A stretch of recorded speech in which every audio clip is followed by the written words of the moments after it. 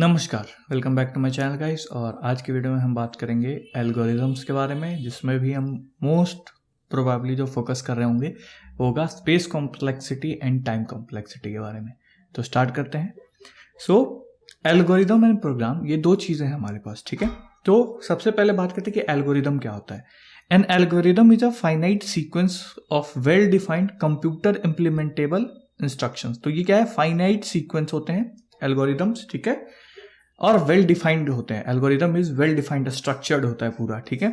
और computer implementable एक instruction होता है typically to solve a class of specific problem और टू परफॉर्म अ कंपटीशन। तो बेसिकली एल्गोरिदम किस लिए बनाया जाता है, किसी पर्टिकुलर कंपटीशन को जल्दी से जल्दी परफॉर्म करने के लिए, ठीक है। Algorithm are always ambiguous and are used as specification for performing calculation, data processing, automated reasoning and other task. ये सारी चीज़ों के लिए हम यूज़ करते हैं। एंड एक इंपॉर्टेंट पॉइंट कि एल्गोरिदम हमेशा क्या होना चाहिए, टर्मिनेट होना चाहिए, हमेशा ये टर्मिनेट होगा, ओके। तो ये चीज़ ध्यान रखना। नाउ वेयर एज प्रोग्राम क्या है, program is a collection of instruction that can be executed by a computer to perform a specific task, ठीक है। एल्गोरिदम एंड जो हमारा प्रोग्राम है उसमें डिफरेंट यही है कि क्या है, वो एक कैलकुलेशन को परफॉर्म करने के लिए होता है, ये एक पर्टिकुलर टास्क को परफॉर्म करने के लिए होता है। एक computer program usually write by a computer programmer by a programming language, ठीक है। और ये क्या करता है, प्रोग्राम जो है इंप्लीमेंट करता है एल्गोरिदम को, ठीक है। ए प्रोग्राम में और मे नॉट टर्मिनेट, ठीक है, ये जरूरी नहीं कि टर्मिनेट करे, नहीं भी करता है। For example an operating system जो टर्मिनेट नहीं करता है, राइट। नाउ अब बात करते हैं जो मेन चीज है, जो हमारा क्या है, time complexity and space complexity. Time complexity क्या होता है कि कितना टाइम ले रहा है मेरा एल्गोरिदम, ठीक है, रन करने के लिए। एंड स्पेस कॉम्प्लेक्सिटी क्या है कि कितना वो स्पेस ऑक्यूपाई कर रहा है जब वो एल्गोरिदम रन हो रहा है वो कंप्यूटेशन को करने के लिए, ठीक है। जैसे कि एग्जांपल देखते हैं, सम ऑफ नेचुरल नंबर्स, ठीक है, ये थोड़ा सा सी लैंग्वेज में है बट हम समझेंगे कि बेसिकली मोटा मोटा आइडिया क्या है इसके बारे में हम समझेंगे, ठीक है। तो जैसे कि क्या है कि सम ऑफ नेचुरल नंबर्स का ये प्रोग्राम है। तो यहाँ पे देखो इंटीजर है, ठीक है, तो क्या रिटर्न करेगा, ये इंट टाइप का रिटर्न करेगा। यानी सम जो है क्या होगा, इंटीजर के टाइप में होगा तो इंटीजर टाइप रिटर्न करेगा। कर क्या रहा है, ये सम कर रहा है इंट ऑफ एन, ठीक है। फिर यहाँ पे क्या है, इंट एस को इनिशियलाइज कर रहा है, यानी एक वेरिएबल इंट को एस को हम इनिशियलाइज कर रहे हैं। एंड देन फॉर लूप लगा रहे हैं फॉर एन ग्रेटर देन 0, जब तक एन ग्रेटर देन 0 है, ठीक है, तब तक वो चलता रहेगा। और क्या करेगा, हर बार लूप चलने के बाद एक माइनस कर देगा एन को, ठीक है। तो लेट्स से अगर 10 से स्टार्ट करें तो 9, 8, 7, 6 ऐसे करके चलता रहेगा, है ना। और हर बार क्या करेगा, ये सम करता जाएगा एस में, ठीक है, एस को इंक्रीमेंट करता जाएगा एन टाइम से और रिटर्न कर देगा एस, ठीक है। अब इसमें अगर बात करें हम टाइम कॉम्प्लेक्सिटी, कितनी बार कितना टाइम लगेगा, ठीक है। तो यहां पे हम देख सकते हैं कि फॉर लूप कितनी बार चल रहा है, एन बार चल रहा है, राइट। एन बार चल रहा है मतलब कितनी बार एडिशन हो रहा है, एन टाइम्स एडिशन हो रहा है ना। हर एक लूप चलता है उसमें क्या करता है, ऐड कर देता है। हर एक लूप चलता है उसमें क्या करता है, ऐड कर देता है, ठीक है। तो यहां पे हम देख रहे हैं क्या कि एन टाइम्स ये लूप चल रहा है और एन टाइम्स क्या कर रहा है, ऐड कर रहा है। तो बेसिकली टोटल टास्क क्या कितना क्या परफॉर्म कर रहा है, ये हमें एन एडिशंस परफॉर्म कर रहा है। तो यहाँ पे टाइम कॉम्प्लेक्सिटी क्या है हमारे पास, एन है, ठीक है। अब बात करते हैं स्पेस कॉम्प्लेक्सिटी की। तो स्पेस कॉम्प्लेक्सिटी इन टर्म्स बताते हैं कितना स्पेस यूज हुआ। तो यहाँ पे देख सकते हैं कि हमारे पास क्या है, एक एन वेरिएबल है एंड एक एस वेरिएबल है, राइट, ठीक है। तो कितने वेरिएबल्स हैं जो मेरे को इनिशियलाइज करने पड़ गए, वही हमारा स्पेस उतना ही स्पेस ले रहा है, राइट। तो यहाँ पे देखेंगे तो स्पेस हमारा कितना ले रहा है, 2 है, दैट इज एक एन वेरिएबल है एंड एक एस वेरिएबल है। ये दो मेरा क्या कर रहा है, स्पेस ले रहा है। तो हमारा स्पेस कितना हो जाएगा, 2 हो जाएगा। और टाइम कितना हो जाएगा, एन एडिशन, ठीक है। समझ में आया, कोई बात नहीं। एक और एग्जाम्पल से समझते हैं, जैसे कि find a character in a string. एक स्ट्रिंग में कैरेक्टर को फाइंड करना है, तो इंट रिटर्न करेगा, ठीक है।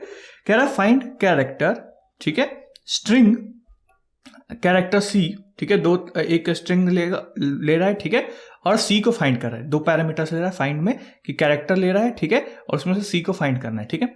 नाउ कह रहा है कि for int I equals to 0, ठीक है, इफ आई क्या है, लेस देन है स्ट्रिंग के लेंथ से, क्या है, स्ट्रिंग के लेंथ से लेस देन है, तो क्या करेगा, हर बार नेक्स्ट लूप में क्या करेगा, आई को इंक्रीमेंट करेगा।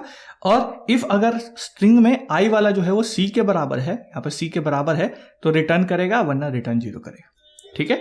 और एन क्या है मेरा, N is basically string of length, ठीक है, N equals to string length of a string. Now अगर मैं बात करूं यहाँ पे टाइम कॉम्प्लेक्सिटी की, टाइम कितना लग रहा है, तो यहाँ पे देखो, एक हमारे पास यहाँ देख रहे हैं कि क्या है, ये कंपेयर कर रहा है i less than string length n, ठीक है।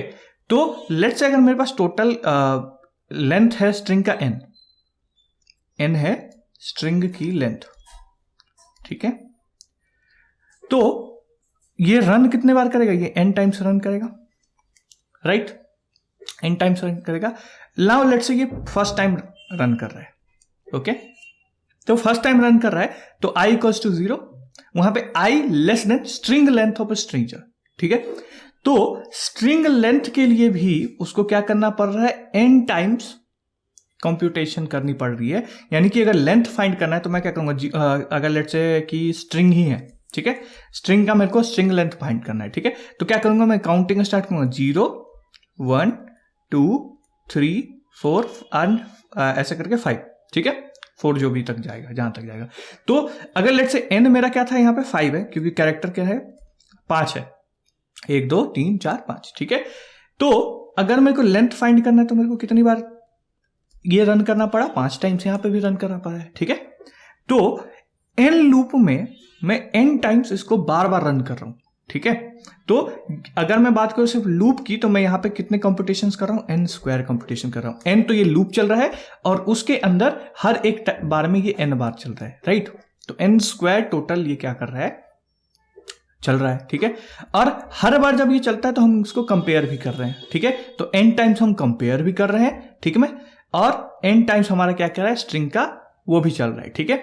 तो अगर देखा जाए तो ये टोटल क्या है मेरा कि n कंपेरिजन, ठीक है, प्लस n स्क्वायर टाइम्स हमारा ये लूप, ठीक है। दो चीजें समझ में आ गई नाउ। तो अब करना क्या है कि जो हमारा टाइम कॉम्प्लेक्सिटी है वो सबसे हाईएस्ट जो पावर है ना वही हमारा टाइम कॉम्प्लेक्सिटी होता है। तो यहाँ पे n स्क्वायर जो है, क्योंकि n प्लस n स्क्वायर है तो जो हाइयर पावर होता है तो उसके नीचे वाले सारे पावर्स क्या होता है, नेग्लेक्ट हो जाते हैं, ठीक है, क्योंकि बड़े के सामने छोटे का कोई वो नहीं रहता, राइट। तो वही सेम चीज है। तो n स्क्वायर हमारा क्या हो जाएगा, टाइम कॉम्प्लेक्सिटी हो जाएगा। यहाँ पे जो बड़ा वाला हाईएस्ट डिग्री होगा वही हमारा क्या है, टाइम कॉम्प्लेक्सिटी होगा, ठीक है, समझ में आ गया। सेम स्पेस की बात करते हैं, स्पेस क्या है, तो स्पेस हमारे पास 3 है, एक स्ट्रिंग है, एक सी है, एक आई है। यहाँ पे आई भी हम ले रहे हैं, ठीक है। एक हमारा सी है जिसके अंदर हमें जो स्ट्रिंग चेक करना है वो है, और हमारा क्या है, एक कैरेक्टर लेंथ कैरेक्टर स्ट्रिंग है जिसमें हम पूरा का पूरा स्ट्रिंग को वो कर रहे हैं, ठीक है, या फिर एन कह दो, जो भी है, ठीक है। तो हमारे पास 3 है टाइम कॉम्प्लेक्स स्पेस कॉम्प्लेक्सिटी। समझ में आया, नहीं समझ में आया, चलो एक और कर लेते हैं, ठीक है। Minimum of a sequence number, ठीक है, एक सीक्वेंस ऑफ नंबर में से मिनिमम मेरे को निकालना है कि क्या मिनिमम नंबर है। तो इंट रिटर्न करेगा, ठीक है, मिनिमम ऑफ इंट लेगा ए एक डिक्शनरी है, लिस्ट है, और इंट एन जो मेरे को फाइंड करना है, ठीक है।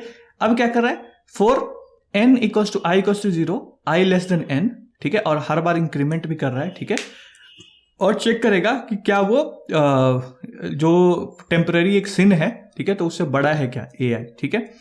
Similarly int T equals to 0 में क्या करेगा, हर बार वो एक एक को हटाता जाएगा लिस्ट में से, ठीक है, एंड हर बार फिर चेक करेगा कि n ग्रेटर देन 0 है तो हर बार एक लूप हटाता जाएगा, ठीक है। सिमिलरली ये ऐसा पूरा फंक्शन चलेगा, ठीक है। ना इसमें समझते हैं कि टाइम ऑफ कंप्यूटेशन कितना है, ठीक है। तो कितनी बार कंप्यूटेशन हो रहा है, जितनी बार में, मतलब ये एक तरह से एक कोड है, ये दूसरा कोड है, सिमिलर चीजें है, ठीक है। सो अगर मैं देखूं यहाँ पे तो टाइम कितना है मेरे पास, n-1 टाइम कंप्यूटेशन हो रहा है, that is the comparison of value. n-1 times मैं क्या कर रहा हूँ, कंपेयर कर रहा हूँ। तो लेट्स से अगर मेरे को 2 है, 4 है, 3 है, 1 है, 6 है, 8 है, ठीक है, ऐसा कुछ सीक्वेंस है, ठीक है। तो मैं कितनी बार इसको कंपेयर करूंगा मैक्सिमम, वर्स्ट केस सिनेरियो ले लेते हैं, ठीक है।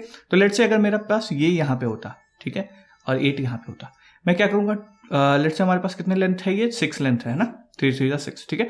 तो सबसे पहले मैं उठाऊंगा इसको 2 को, मैं चेक करूंगा कि हाँ बगल वाले से है कि नहीं, तो एक टाइम हो गया, चलो छोटा है, ठीक है। अब इसको उठाऊंगा, इससे चेक करूंगा, दूसरे टाइम हो गया, फिर इसको उठाऊंगा, तीसरा टाइम हो गया, इससे चेक करूंगा, चौथा टाइम हो गया, राइट।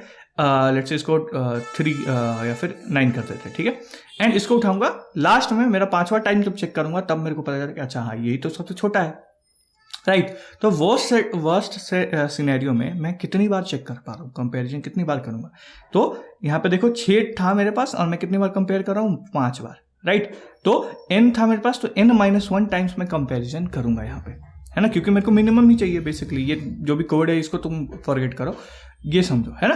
कितनी बार है, n-1 बार, ठीक है। तो मेरा टाइम कितना लगेगा, तो मेरा टाइम लगेगा n-1, ठीक है, समझ में आ गया ना। दूसरा क्या है, स्पेस।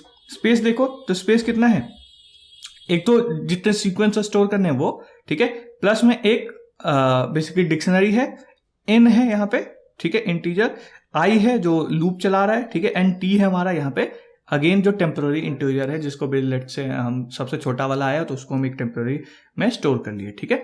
तो वो से काम है, ठीक है। यहाँ पे तो टोटल कितने हैं मेरे पास, 1 2 3 4, तो n+3 है, क्योंकि n तो ये इसके अंदर आ गया n एलिमेंट्स, और उसके अलावा 3 ये है हमारे पास, ठीक है, तो n+3, समझ में आ गया। नाउ ये सब जो हमने करा ये क्या था, एल्गोरिदम एनालिसिस, ठीक है, एल्गोरिदम एनालिसिस हम कर रहे थे। तो एल्गोरिदम एनालिसिस के हमारे पास 4 टाइप्स होते हैं, 4 तरह से हम एनालिसिस करते हैं, जिसमें सबसे पहला क्या है, काउंटिंग मॉडल, दूसरा है एसिम्प्टोटिक मॉडल, देन तीसरा generating model and master theory. तो हम इस कोर्स में बेसिकली सिर्फ ये 2 चीजें देखने वाले हैं, ठीक है, counting models and asymptotic model, but और भी होते हैं, ठीक है, दोनों एनालिसिस हम देखें। सो अगर मैं बात करूं काउंटिंग मॉडल्स की, काउंटिंग मॉडल में एनालिसिस कैसे वर्क करता है, तो इसका कोर आइडिया क्या है कि टोटल रनिंग टाइम कितना है, ठीक है। टोटल रनिंग टाइम क्या होता है, सम ऑफ कॉस्ट इनटू में फ्रीक्वेंसी ऑफ ऑल ऑपरेशंस, ठीक है, कि कितना कॉस्ट लग रहा है, ठीक है, और कितना फ्रीक्वेंसी है सारे ऑपरेशंस का, कितनी बार ऑपरेशंस परफॉर्म हो रही है, ठीक है। तो उन दोनों के मल्टीप्लीकेशन से जो आता है वो हमारा क्या आता है, टोटल रनिंग टाइम आता है, ठीक है। Need to analyze program to determine set of operation, ठीक है, प्रोग्राम को एनालाइज करेंगे तो कि हमें पता करना है कि कितने सेट ऑफ ऑपरेशन हम कर पा रहे हैं, ठीक है। Cost depends on machine and compiler, किस पे डिपेंड करता है कॉस्ट, कि क्या मशीन यूज कर रहे हैं, हाई कॉन्फ़िगरेशन तो कंपटीशन लो हो गया लेकिन कॉस्ट ज़्यादा लगेगा, राइट। कंपाइलर कैसा है, जल्दी कंपाइल कर रहा है, लेट कंपाइल कर रहा है।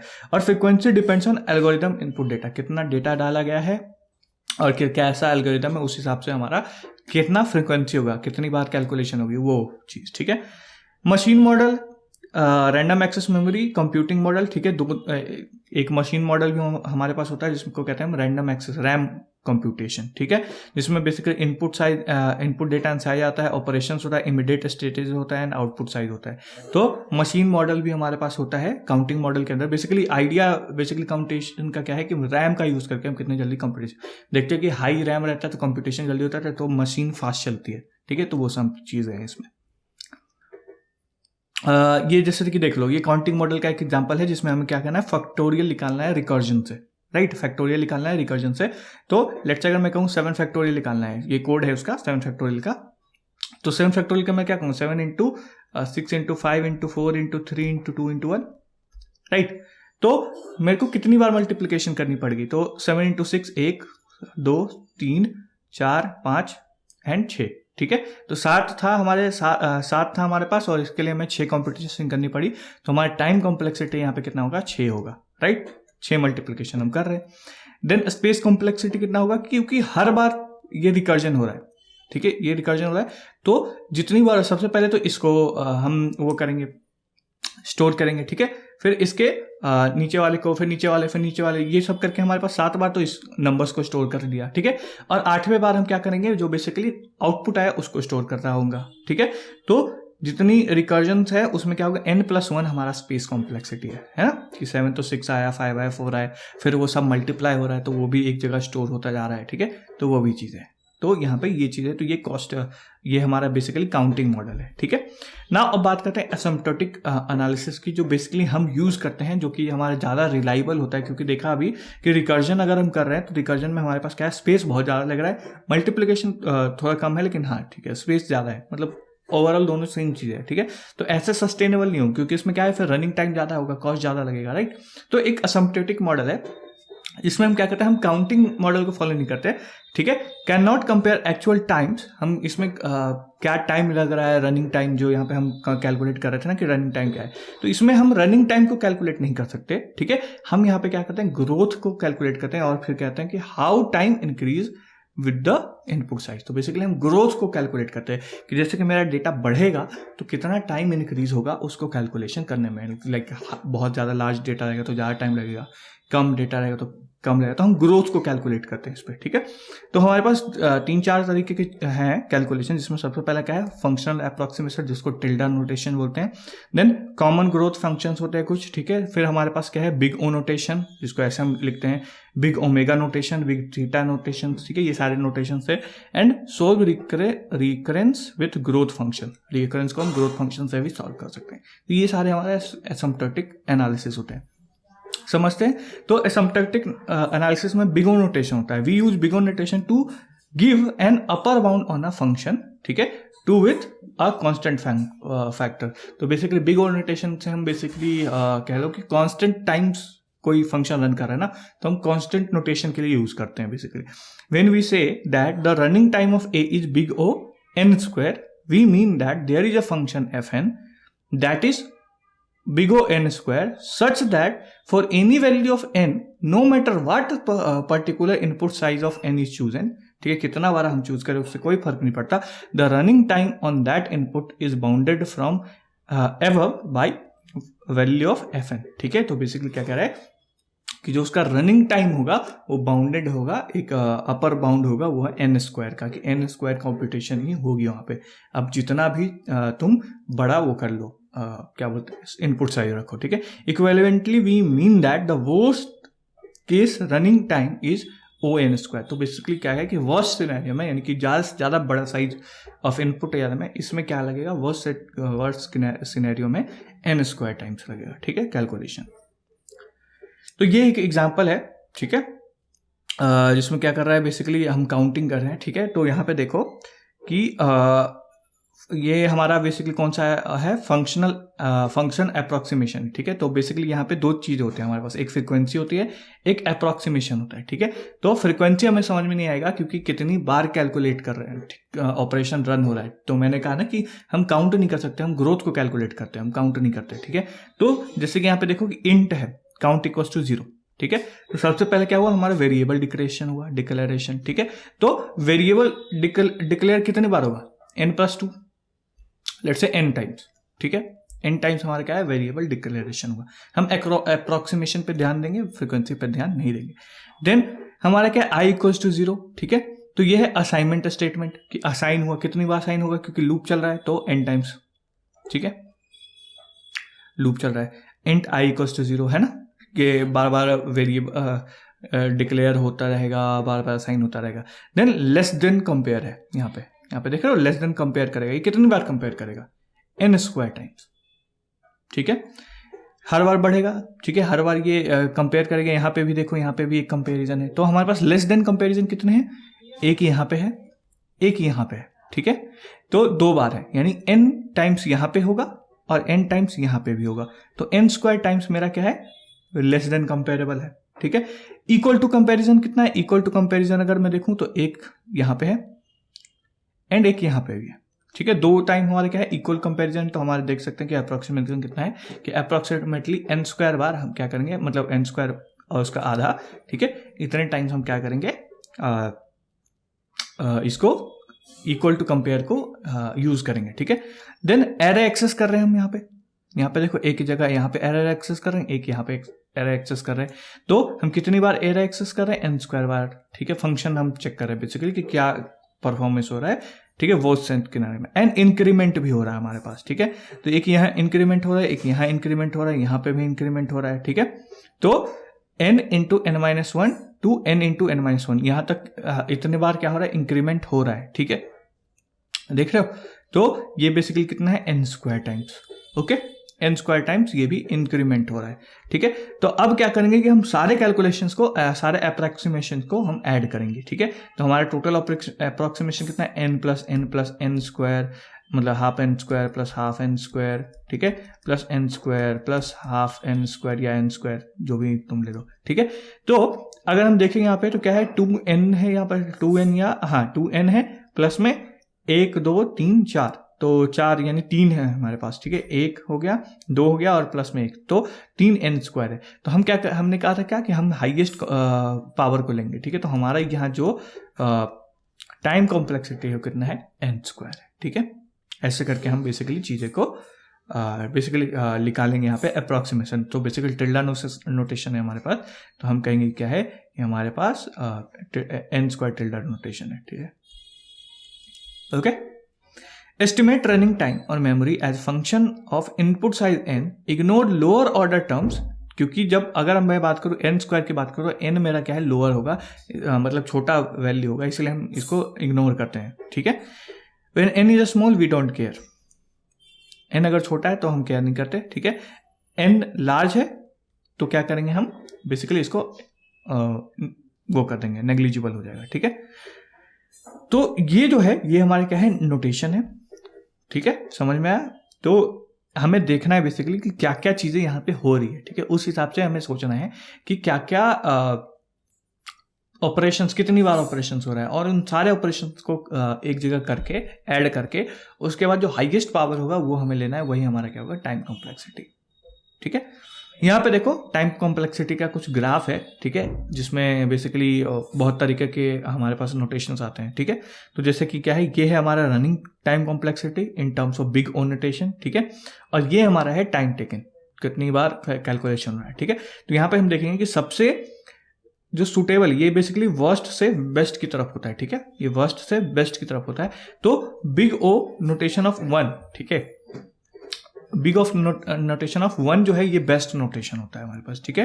तो ये जो है ये हमारा बेस्ट नोटेशन होगा, ठीक है। उसके बाद होता है ओ लॉग एन, ठीक है, 1 का नोटेशन, यानी कि कांस्टेंट टाइम लग रहा है, एक टाइम लग रहा है, एक बार में ही पूरा का पूरा कैलकुलेशन हो जाए, वो सबसे बेस्ट होगा, राइट। उसके बाद हमारा ओ लॉग एन, ठीक है, big O notation log N जो होता है वो हमारा सेकंड बेस्ट एल्गोरिदम, मतलब वो होता है टाइम कॉम्प्लेक्सिटी, ठीक है। देन हमारा होता है ओ एन, इसको हम कहेंगे फेयर है, ठीक है, big O notation N times, ठीक है। तो ये हम कहेंगे कि हाँ फेयर है, ठीक है, इतना तक हम काम चला लेंगे। उसके बाद जो आता है जैसे कि N log N, O N की पावर सी, ओ सी की पावर एन, या ओ एन फैक्टोरियल, ये सब क्या है, वर्स्ट के सिनेरियो में आता है, ठीक है।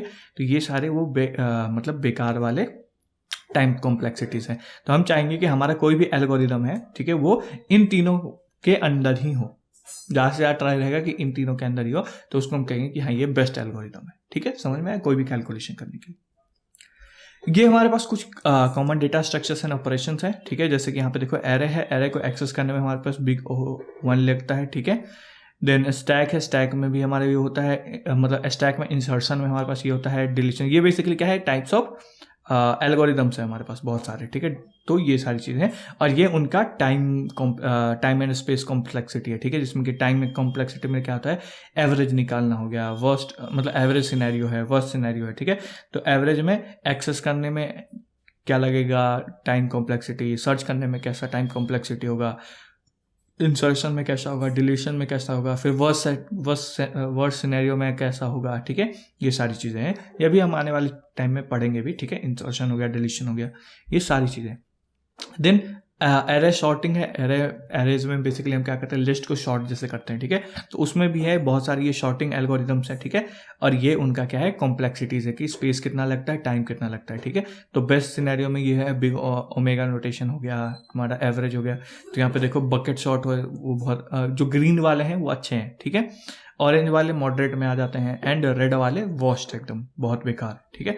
तो उस हिसाब से तुम ये पूरा का पूरा चार्ट देख सकते हो। तो आई होप तुम्हें ये समझ में आया होगा, समझ में आया तो वीडियो को लाइक करना, चैनल को सब्सक्राइब करना। मिलते हैं अगले वीडियो में, तब तक के लिए बाय बाय।